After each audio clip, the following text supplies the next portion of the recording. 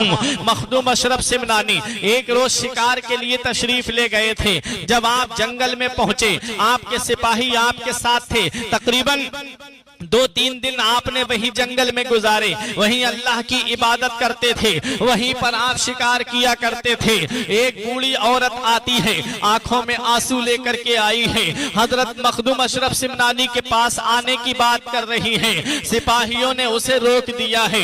मखदूम अशरफ सिमनानी कहते हैं, इस बुढ़िया को मेरे पास आने दो। वो ज़ईफा आती है, बूढ़ी है, आंखों से आंसू निकल रहे हैं, चेहरा बता रहा है कि इसके ऊपर जुल्म हुआ है, उसका वजूद बता रहा है ये किसी की सताई हुई है। बुढ़िया जब आई, मखदूम अशरफ सिमनानी ने फरमाया, बता अम्मा क्या बात है। उस बूढ़ी ने कहा, आपके एक सिपाही ने मेरा दही जुल्मन ले लिया है और मुझे उसकी कीमत नहीं दी है। हजरत मखदूम अशरफ सिमनानी को जलाल आ जाता है। फरमाया, इन सिपाहियों के चेहरे देख और मुझे बता कौन सा वो जालिम है जिसने तेरा दही बगैर कीमत के लिया है।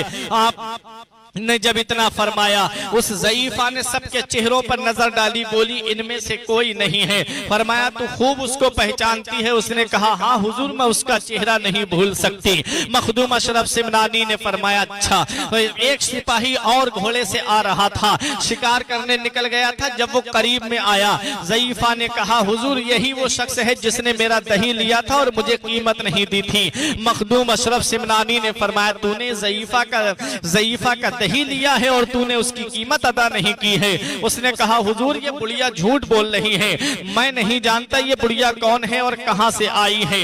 मखदूम अशरफ सिमनानी ने कहा, कोई गवाह है तेरे पास में? तो उस ज़ईफा ने कहा, हुजूर मेरे पास कोई गवाह नहीं है। मखदूम अशरफ सिमनानी ने फरमाया, अभी मेरे पास एक तरीका मौजूद है।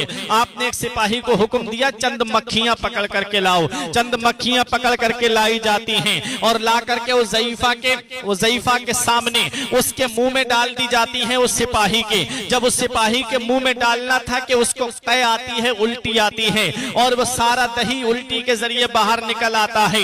हजरत मखदूम अशरफ सिमनानी ने फरमाया, अब बता तेरे साथ क्या सुलूक किया जाए। माफी मांगने लगा। हजरत मखदूम अशरफ सिमनानी का अदलो इंसाफ देखो, उसका घोड़ा माजीन के उस ज़ईफा को दे दिया जाता है और उसको बर्खास्त कर दिया जाता है, माजूल कर दिया जाता है और सजा दी जाती है।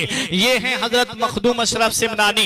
15 साल की उम्र में फैसला फरमा रहे हैं। हजरत उमर की अदालत के जलवे जिस जात में नजर आए उसी को मखदूम अशरफ सिमनानी कहते हैं। सिद्दीक की सदाकत के जलवे जिस जात में नजर आए उसी को मखदूम अशरफ जहांगीर सिमनानी कहते हैं। हजरत उस्मान की सखावत के जलवे जिस जात में नजर आए उसे मखदूम अशरफ सिमनानी कहते हैं। हजरत अली की शुजाअत के तेवर जिस शख्सियत में नजर आए उसी को मखदूम अशरफ जहांगीर सिमनानी कहते हैं। इमाम हुसैन की इस्तिकामत जिसके अंदर नजर आए